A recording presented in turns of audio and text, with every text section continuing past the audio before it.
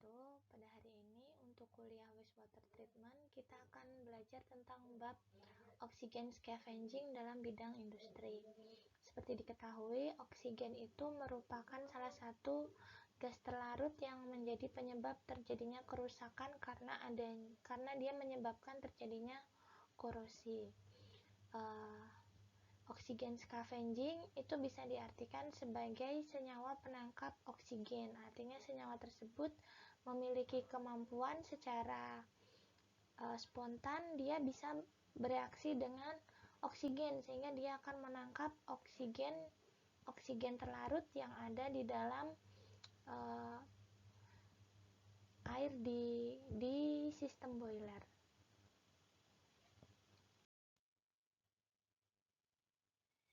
Jadi dalam proses menghasilkan uap itu ternyata tidak hanya berlaku di sistem pembangkit, tetapi juga dalam beberapa industri seperti industri makanan, minuman, farmasi, bahkan dalam proses industri di petrokimia. Nah, khusus untuk industri makanan dan minuman, proses untuk menghasilkan uap itu harus berdasarkan regulasi FDA, sebab pada akhirnya dalam proses menghasilkan uap itu harus dilakukan treatment. Nah, pada saat proses treatment ini untuk mencegah terjadinya korosi karena ada uap air yang dihasilkan, itu harus ditambahkan sejumlah senyawa penangkap oksigen atau oksigen scavenging. Nah, penambahan senyawa ini harus memenuhi standar food grade khusus untuk di bidang industri makanan, minuman, dan farmasi. Umumnya senyawa yang banyak digunakan adalah natrium sulfit atau Na2SO4. Namun selain senyawa tersebut, ada senyawa lain yang boleh digunakan, yaitu asam eritorbik atau C6H8O6. Nah, asam eritorbik ini merupakan suatu bentuk isomer dari vitamin C. Seperti diketahui, vitamin C itu memiliki nama kimiawi itu adalah asam askorbat. Nah, asam eritorbik ini adalah bentuk isomer dari asam askorbat. Isomer itu berarti dalam strukturnya dia memiliki kesamaan struktur senyawa, tetapi peletakan cabang-cabangnya itu berbeda. Nah, sama halnya dengan vitamin C, asam eritorbik ini dapat bereaksi dengan cepat terhadap oksigen. Asam eritorbik ini telah digunakan dalam boiler pembangkit, namun sama halnya seperti oksigen scavenger organik lainnya. Jadi asam eritorbik ini juga termasuk ke dalam bentuk senyawa organik, sehingga jika senyawa organik ini terpapar suhu yang cukup tinggi, maka dia otomatis akan bereaksi dan terurai membentuk asam organik dan CO2. Seperti diketahui bahwa asam organik itu dapat mempengaruhi pH dalam air di sistem pembangkit, sehingga bisa menyebabkan terjadinya korosi. Begitu juga dengan senyawa CO2.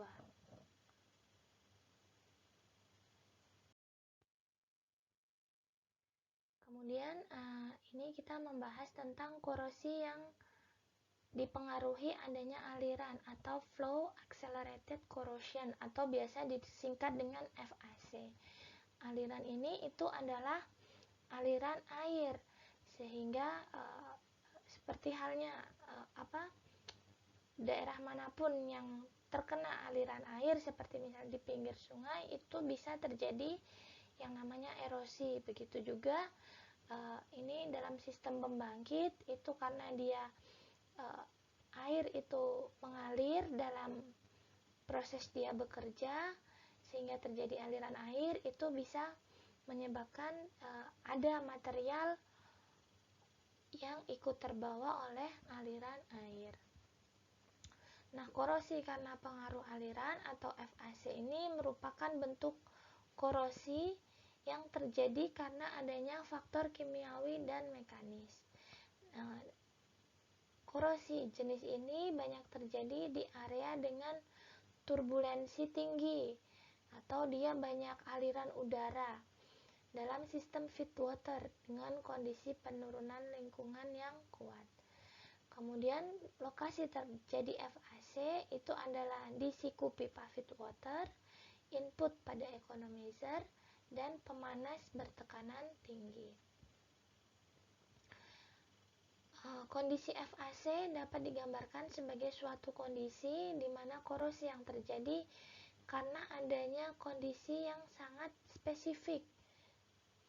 Nah, FAC ini ada kaitannya dengan keberadaan oksigen. Jadi, FAC ini terjadi justru jika senyawa oksigen scavenging itu bekerja dengan maksimal, sehingga tidak ada oksigen yang tersisa dalam sistem boiler gitu. Kenapa bisa begitu? Hal ini terjadi karena ketiadaan oksigen itu menyebabkan akan terbentuk lapisan pelindung oksida, yaitu dalam bentuk magnetit atau hematit yang terlarut. Nah, lapisan ini terbentuk pada permukaan baja karbon saat terpapar aliran air atau uap basah. Sehingga oksida yang dihasil lapisan oksida ini terjadi karena adanya interaksi antara logam Fe atau Fe dalam baja karbon itu berinteraksi dengan oksigen dalam senyawa atau molekul air atau adanya uap basah. Korosi FAC ini itu bisa menyebabkan terjadinya penipisan dinding pipa, vessel, dan beberapa komponennya.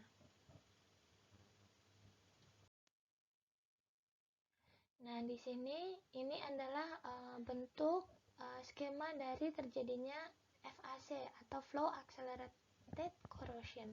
Yang di lapisan bagian bawah itu adalah bentuk logam, grain of carbon steel atau butir dari baja karbon. Nah, kemudian justru karena ketiadaan oksigen itu menyebabkan terbentuk lapisan oksida. Di sini adalah oksida berpori Fe3O4. Kemudian senyawa Fe3O4 ini bisa menimbulkan terjadinya rongga. Nah, pada saat itu karena adanya aliran arus air yang mengalir, itu menyebabkan yang pertama logam Fe bisa terlepas atau terlarut, terbawa oleh aliran air. Selain itu, Fe3 yang berasal dari Fe3O4 ini juga bisa terbawa oleh aliran air. Nah, hal ini menyebabkan material logam yang terbawa dalam aliran air ini akan menyebabkan jumlah zat padat terlarut yang terkandung dalam sistem air dalam boiler itu akan menjadi meningkat, sebab dia akan membentuk partikel-partikel kecil yang terlarut dalam air yang disebut sebagai material padat terlarut. Nah, pada flow accelerated corrosion ini beberapa permasalahan yang terjadi dapat menyebar secara luas dan terjadi pada berbagai jenis pembangkit. Nah, proses penipisannya itu bisa dilihat pada gambar yang terdapat pada slide. Nah, ini terbentuk lapisan oksida, tetapi lapisan oksida itu terbentuk juga bersamaan dengan pengikisan material logam pipa. Nah, jika penipisan dinding ini tidak terdeteksi secara cepat, maka baik kebocoran maupun patahan secara tiba-tiba dapat terjadi secara mendadak. Nah, ini uh, terjadi semacam uh, apa namanya? Semacam pitting corrosion ya, tapi dia di area yang lebar. Nah, ini kemudian nanti jika penipisannya itu tidak terdeteksi di awal, maka nanti bisa menyebabkan terjadi kebocoran atau bahkan bisa patah pipa pada material pipa besi yang kita miliki. Pada daerah dengan turbulensi tinggi, laju air secara bertahap akan mengerosi logam dasar. Dia akan mengikis logam dasar sehingga dinding menjadi terlalu tipis untuk dapat bertahan terhadap tekanan arus air. Beberapa kerusakan yang besar dapat terjadi dalam beberapa tahun dan beberapa kasus menyebabkan kerusakan yang fatal. Nah, dari tadi terjadinya proses pengikisan dinding pipa, terbentuk senyawa oksida logam, itu menyebabkan oksida logam itu akan membentuk partikel padat terlarut. Nah, ini produk korosi yang hilang terbawa aliran arus air dapat menyebabkan permasalahan dikarenakan akan meningkatkan jumlah padatan yang terlarut dalam air boiler. Nah, di mana akan meningkatkan kemungkinan terbentuk deposit pada jalur pipa setelahnya dan terjadi pembentukan kerak dalam dinding tabung. Nah, pada proses pembentukan kerak ini menyebabkan transfer panas itu menjadi tidak maksimal. Nah, nanti dalam sistem aliran air ini area dengan kerak yang tebal itu bisa terjadi overheating atau kondisi dia terlalu panas, sebab dia panas tidak bisa dilepaskan sehingga dia akan terperangkap. Nah, itu bisa menyebabkan terjadinya kerusakan pipa. Nah, ini beberapa penyebab terjadinya korosi dan hilangnya logam, yaitu pH terlalu asam. Jadi pH terlalu asam ini bisa disebabkan karena permasalahan oksigen scavenging juga. Jadi dalam penambahan atau penggunaan oksigen scavenging itu harus secara bijaksana atau benar-benar diperhitungkan sehingga tidak terlalu berlebih, sebab jika terlalu berlebih justru itu bisa menyebabkan terjadinya kerusakan. Atau pH terlalu basah dan keberadaan gas terlarut oksigen dan karbon dioksida, sehingga pH dalam sistem air pembangkit itu harus berada di area yang netral. Dia tidak boleh terlalu asam ataupun terlalu basah. Nah, disinilah kemudian menjadi pentingnya proses pengolahan air di pembangkit.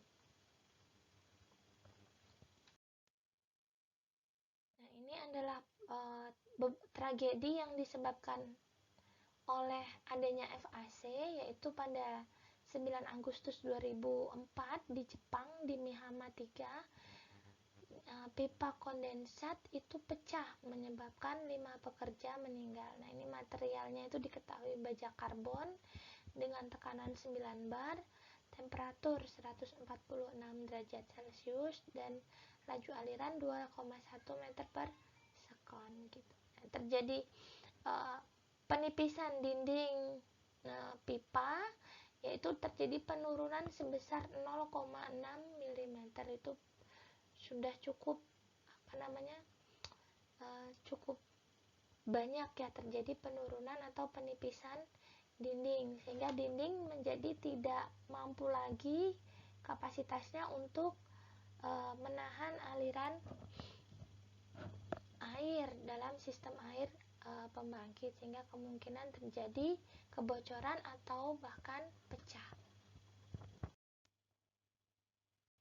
Inilah beberapa faktor penyebab FAC, antara lain meliputi sifat air. Yang terpenting itu adalah pH dan keberadaan senyawa hidrazin, kemudian temperatur, kecepatan arus, kandungan oksigen, dan komposisi paduan logam. Jadi di sini komposisi paduan logam juga menjadi penting, pemilihan logam yang digunakan dalam pipa. Kemudian kondisi lingkungan yaitu temperatur, pH, keberadaan oksigen terlarut, kemudian kecepatan aliran arus, kemudian material yang ditambahkan dalam paduan logam seperti krom, molibdenum, dan Cu. Kemudian keberadaan air, diketahui bahwa FAC itu tidak terjadi di area dengan uap kering.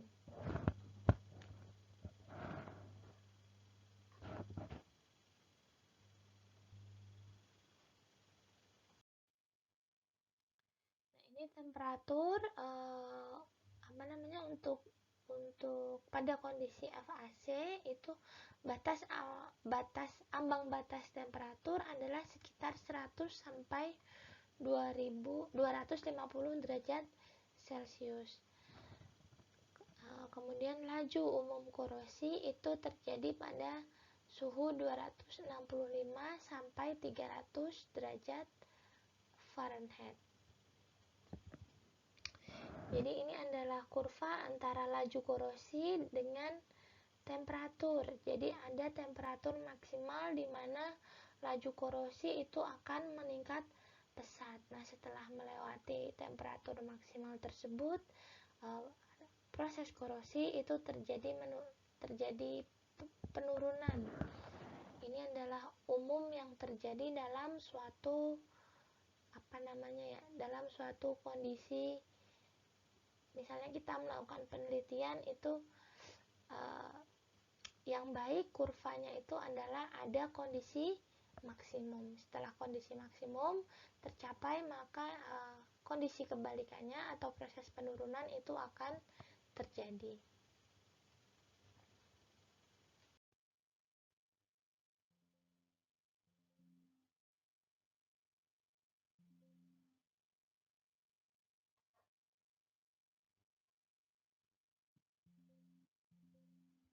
Ini adalah keberadaan oksigen terlarut. Laju korosi akan meningkat saat kadar oksigen terlalu rendah.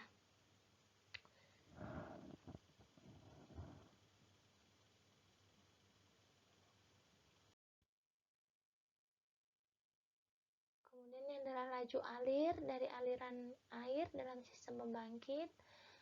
Logam yang hilang akan meningkat sebanding dengan kenaikan laju alir dan turbulensi. Jadi jika laju alirnya meningkat, turbulensi meningkat, maka jumlah logam yang hilang juga akan meningkat.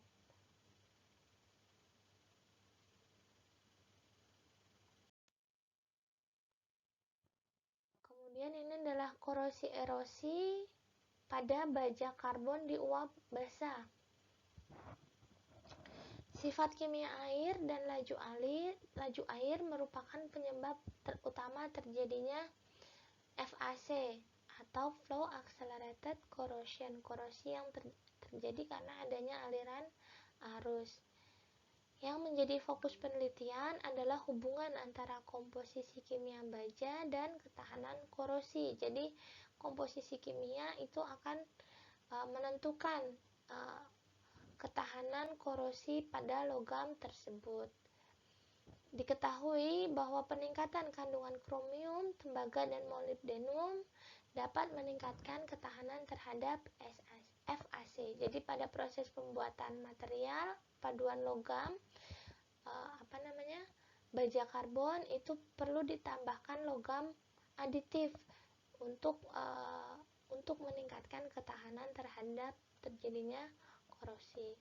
Persamaan regresi untuk ketahanan FAC adalah R sama dengan 0,61 ditambah 2,43 Cr tambah 1,64 Cu plus 0,3 MO atau molibdenum.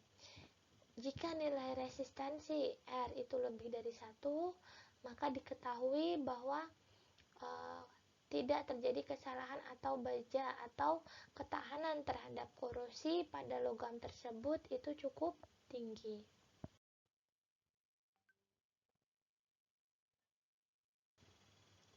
Nah, kemudian di sini ada senyawa hidrazin. Seperti diketahui, senyawa hidrazin ini digunakan dalam daur uap pembangkit listrik sebagai senyawa untuk menangkap oksigen untuk mengendalikan konsentrasi oksigen terlarut sebagai upaya untuk mencegah terjadinya korosi. Nah, ini dilakukan pada penelitian pada tabung yang mengalami FAC. Diketahui dalam sistem pembangkit pembangkit tersebut berjalan dengan kandungan hidrazin yang tinggi. Senyawa hidrazin ini umum digunakan sebagai oksigen scavenger dalam pembangkit, sehingga diperoleh hipotesis bahwa kadar hidrazin yang tinggi dapat menjadi salah satu faktor penyebab FAC, namun dengan korelasi yang rendah. Untuk faktor utama penyebab laju FAC meningkat itu adalah pH, temperatur, dan komposisi dari alloy.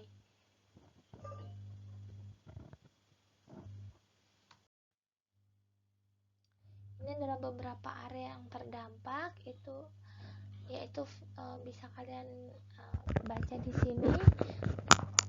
Ada feed water control valve, bypass line, itu bisa kalian lihat ya di sini nanti apa aja yang area yang terdampak. Nah, mungkin untuk tugasnya itu kenapa area-area ini bisa terdampak FAC. Sebagai tugas itu bisa diberikan penjelasan.